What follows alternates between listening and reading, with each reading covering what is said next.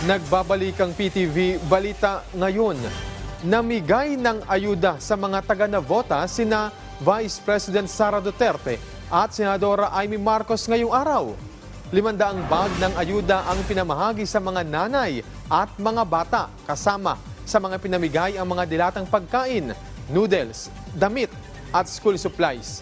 Sa kanyang speech, ipinaalala ni VP Sara ang kahalagahan ng pagpaplano sa pamilya, lalo't nakaapekto ito sa edukasyon ng mga anak.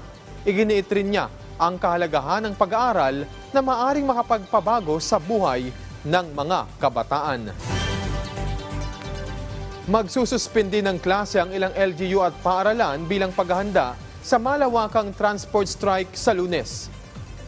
Kabilang sa mga walang klase ang buong probinsya ng Pampanga matapos maglabas ng executive order ang provincial government na nagkakansela ng pasok sa October 16 hanggang 17. Pinapayuhan rin ang mga paaralan na mag-online classes muna para hindi maapektuhan ang mga mag-aaral.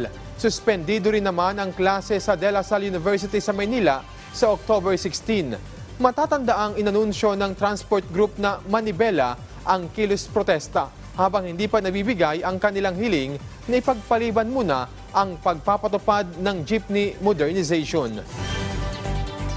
At yan po ang mga balita sa oras na ito. Para sa iba pang updates, i-follow at ilike kami sa aming mga social media platform. Ako si Alan Francisco. Magandang hapon.